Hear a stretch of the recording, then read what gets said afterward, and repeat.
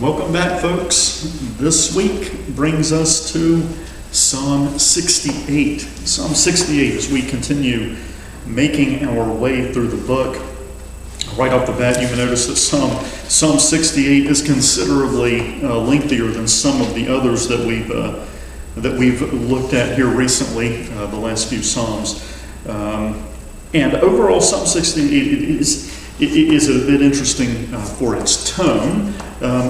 Overall, as I was looking back through it in preparation for today, I would personally tend to class it amongst what I typically call, vanilla or typical Psalms overall. There are two things that kind of jump out at me a little bit personally. You may not find them the slightest bit interesting, but the two things that I spotted in here that I'll take note of as we read through here in a moment. But overall, it has a very powerful tone. This is a psalm that is all about victory and triumph. And I'll read just a little bit here from Brother Waycaster in his commentary of Psalms, what he has to say about it, particularly, potentially the occasion for it. And also a bit here that he notes from Terry Hightower, Albert Barnes, and Charles Spurgeon. So just to go here and again kind of setting the stage for what we're going to look at, he notes that the subtitle attributes the psalm to David. It does, though the occasion is not known. Again, this is the case with many of the psalms. He writes it's a triumphal song designed to celebrate victories that had been achieved. Rawlinson calls this psalm the crown and gem of the second book. It's been a while since we've noted it, but you may recall that there are actually five books of Psalms within Psalms, something that's not generally known, and oftentimes in many Bibles not even really acknowledged. I think we talked about this way back when we started our discussion of Psalms, introducing the book overall. You have the 5 books of the Torah or the Pentateuch, and so it's generally believed that Psalms at some point was kind of divided into 5 subsections of its own in order to mirror that. But anyway, the crown and gem of the second book. And here in just a moment, he's going to quote another scholar who gives it even more of an honorific than that. But he goes on to note that there's some discussion amongst critics of when precisely it was written, later in Israel's history or earlier. He notes this, that the psalm itself provides some information as to allow us to narrow the time frame.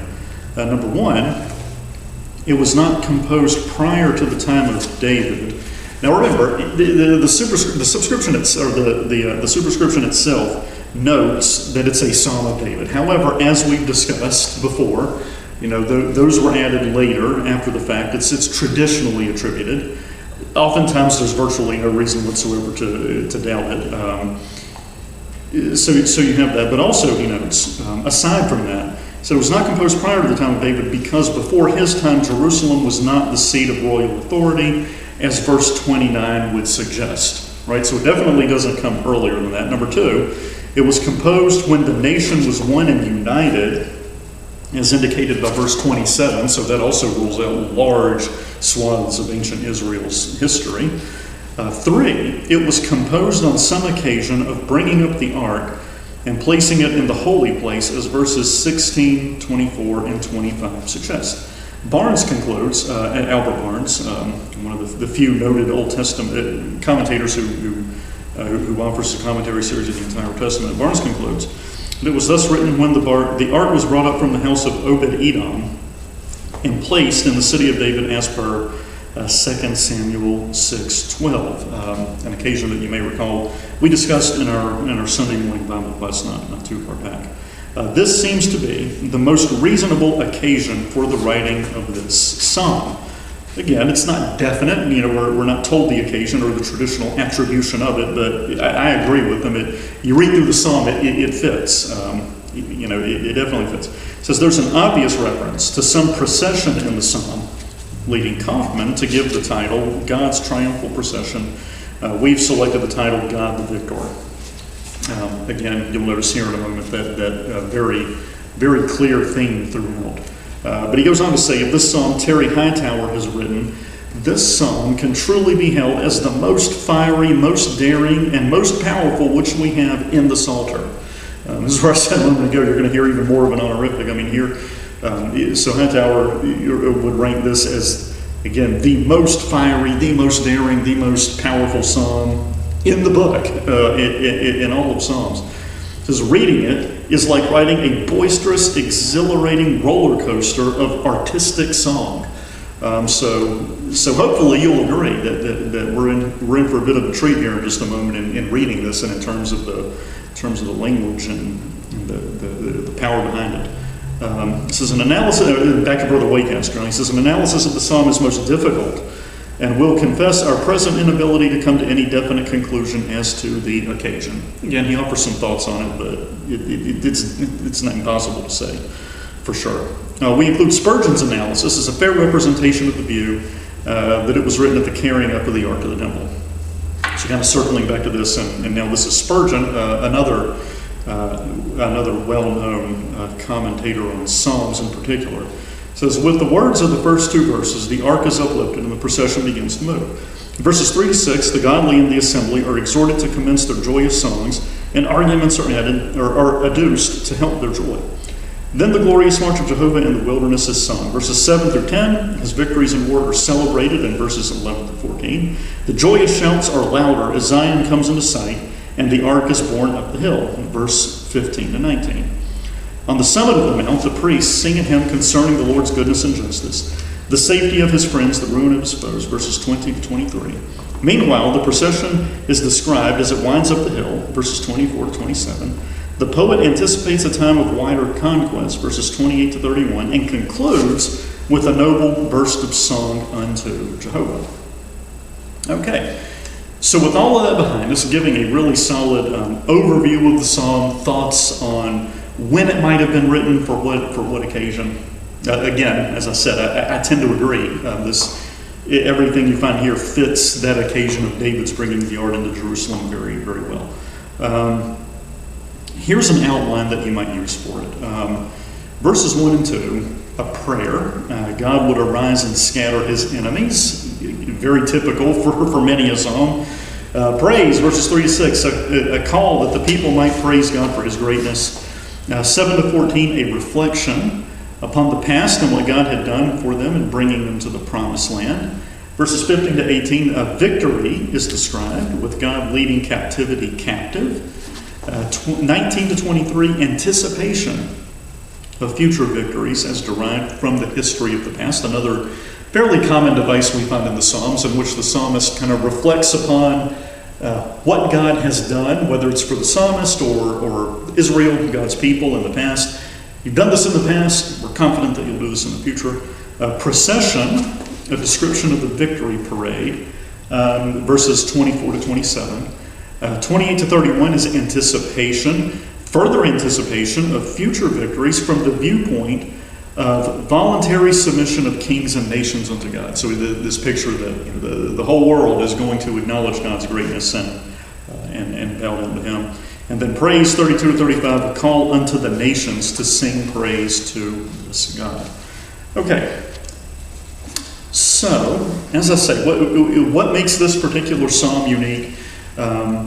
Again, even though we don't know the specific occasion for it, as we just noted from several different commentators who've studied it, this psalm it gives a very clear, a very resounding verbal picture of triumph and victory as the ark is brought forward, and you have this monumental scene. And as I said, we'll read through it, try to note some of these things as we come to them. And also, like I said, two things in particular that I want to make sure I know that kind of stand out to me specifically. So we start out with, let God arise, let his enemies be scattered, let them also that hate him flee before him. As smoke is driven away, so drive them away. As wax melteth before the fire, so let the wicked perish at the presence of God. Some clear kind of visual imagery there. But let the righteous be glad.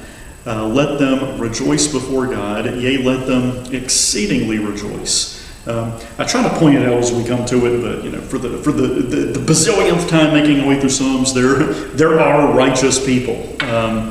Let the righteous be glad. Let them rejoice before God. There's people who do the right thing, who follow after God.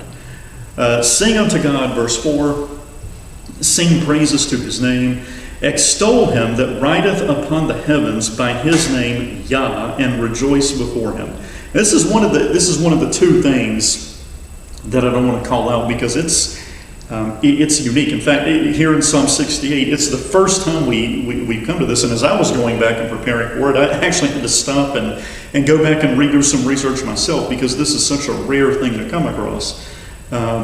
J-A-H. You may have some other translations that render it in all caps, Lord. And we've talked about this before. The King James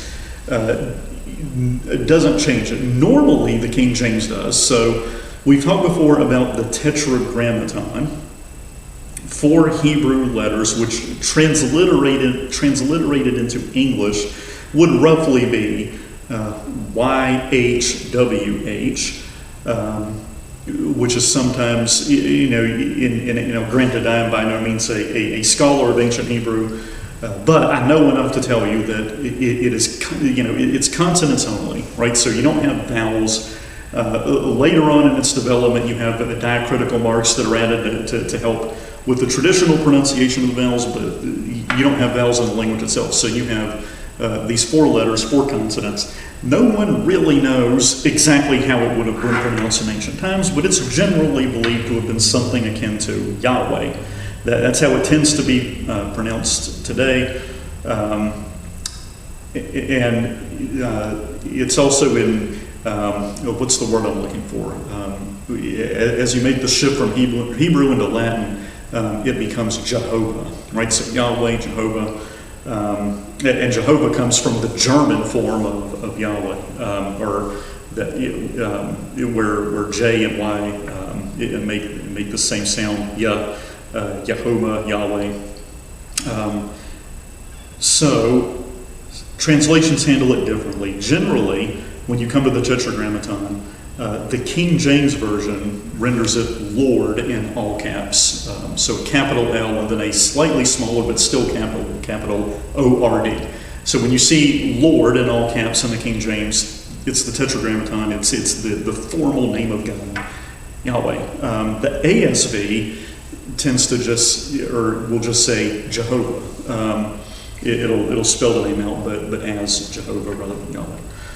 Here in verse 4 of Psalm 68, J-A-H, Yah, is a diminutive or a shortened form of Yahweh. And I think we've noted before, it's somewhat interesting when you see names, and as you're reading the Old Testament, you have 2 proper names of God, Yahweh and El.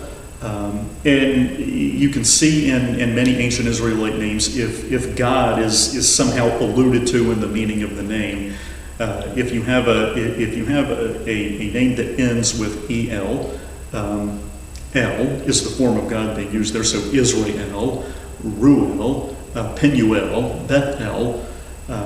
If you have an Israelite name that ends in J-A-H, or sometimes in a similar sound, so Adonijah, Elijah, Isaiah, Jeremiah, God is part of the meaning of that name, and it's this form Yahweh or Yah. Hallelujah. The final part there alludes to God in the meaning of the word. So it's somewhat unique that you have that here in verse 4, this shortened form of it, J-A-H, rather than the complete name. Continuing on verse 5, a father of the fatherless, a judge of the widows, is God in his holy habitation. God setteth the solitary in families. He bringeth out those which are bound with chains, but the rebellious dwell in a dry land. So he helps those who are in need of help. He punishes those who are deserving of that. O God, when thou wentest forth before thy people, when thou didst march through the wilderness, alluding back to being brought out of Egypt, The earth shook, the heavens also dropped at the presence of God. Even Sinai itself was moved at the presence of God, the God of Israel. Thou, O God, didst send a plentiful rain, whereby thou didst confirm thine inheritance when it was weary. Thy congregation hast dwelt therein. Thou, O God, hast prepared of thy goodness for the poor. The Lord gave the word. Great was the company of those that published it. Kings of armies did flee apace, and she that tarried at home divided the spoil. Though ye have lain among the pots, yet shall ye be as the wings of a dove covered with silver, and her feathers with yellow gold. When the Almighty scattered kings in it, it was white as snow in Salmon. The hill of God is as the hill of Bashan. So just a quick note here, 14 and 15 geography. Salmon, from what I could gather, there are disputes about exactly where this is and what place it refers to. But it's a geographical location. Bashan is Transjordan, the northern part of the Transjordan area, which today, if I'm not mistaken, would be the southernmost part of Syria, the northernmost part of Jordan, right along the Jordan River. The hill of God is as the hill of Bashan, and high hill as the hill of Bashan. Why leap ye high hills? This is the hill which God desireth to dwell in. Yea, the Lord will dwell in it forever. The chariots of God are 20,000, even thousands of angels. The Lord is among them, as in Sinai, the holy place. So here's the second interesting. The first thing that really jumps out at me, again, other than the overall tenor of this psalm, the very powerful language, the imagery it depicts, the occasion for this victory and triumph. The first thing specifically was in verse 4, that you have this other form of God's name, Yahweh, which is not common. The other thing that I find interesting is, I'm not sure why it is, but here, this hill of Bashan and the inhabitants of it seem to be, upset or offended somewhat that God is moving his chosen place from Sinai to Zion. So from Sinai to Jerusalem. Again, hinting at the overall significance of this, that you have the ark being brought, this procession bringing it into Jerusalem. And I don't know why, that just kind of stands out at me. I'm not sure why it would be that this would be the case, but I suppose it's just a literary device picturing this. And I find it interesting, of course, because in the New Testament you have this metaphor, this allegory that Paul uses, Sinai versus Zion, in speaking of the Old Testament versus the New. In Galatians 4. But anyway, so God's presence is moving from Sinai, the holy place, to Zion, Jerusalem, the holy place. Thou hast ascended on high, verse 18. Thou hast led captivity captive. Thou hast received gifts for men. Yea, for the rebellious also, that the Lord God might dwell among them. Blessed be the Lord, who daily loadeth us with benefits, even the God of our salvation. He that is our God is the God of salvation, and unto God the Lord belong the issues from death. But God shall wound the head of his enemies, and the hairy scalp of such a one as goeth on still in his trespasses. A little bit of the imprecatory flavor there that we've noted from Psalms past. The Lord said, certainly not an imprecatory psalm, but there's a bit of it here. The Lord said, I will bring again from Bashan, I will bring my people again from the depths of the sea. That thy foot may be dipped in the blood of thine enemies, and the tongue of thy dogs in the same. They have seen thy goings, O God, even the goings of my God, my King, in the sanctuary. The singers went before, the players on instruments followed after. Among them were the damsels playing with timbrels. Bless ye God in the congregations, even the Lord from the fountain of Israel. There is little Benjamin with their ruler, the princes of Judah and their council, the princes of Zebulun, the princes of Naphtali. And it's sometimes thought, in verse 27, little Benjamin with their ruler, that could be an allusion to Saul, more specifically to the house of Saul, which ultimately was David, of course, came to rule the United Kingdom. So it could potentially be. Again, if that is the case, then it points even further to the occasion here being David's bringing the ark into Jerusalem. Thy God, continuing verse 28, thy God hath commanded thy strength. Strengthen, O God, that which thou hast wrought for us. Because of thy temple at Jerusalem shall kings bring presents unto thee. Again, hinting at the specific occasion for what this entire psalm is about. Rebuke the company of spearmen, the multitude of the bulls with the calves of the people, till everyone submit himself with pieces of silver. Scatter thou the people that delight in war. Princes shall come out of Egypt. Ethiopia shall soon stretch out her hands unto God. Again, the psalm wrapping up here with this picture of ultimate victory in which all the powers, all the kings of the earth are acknowledging and bowing themselves before God. Sing unto God, ye kingdoms of the earth, or sing praises unto the Lord. To him that rideth upon the heavens of heavens, which were of old. Lo, he doth send out his voice, and that a mighty voice. Ascribe ye strength unto God. His excellency is over Israel, and his strength is in the clouds. O God, thou art terrible out of thy holy places. The God of Israel is he that giveth strength and power unto his people. Blessed be God. Okay, so that is Psalm 68. I don't know if you agree or not with Mr. Hightower that it is the most fiery, the most powerful psalm in the entire book. Perhaps you do. Certainly, if not the most, I would certainly agree that I would place it amongst those to whom you would use that kind of a superlative description, because you do have a lot of very passionate, a lot of very triumphal language in it. All right, Psalm 68. Next time, Lord willing, we'll continue on with Psalm 69, which, like 68 before it, is another fairly lengthy psalm. So prepare for that. Thank you for your kind attention today.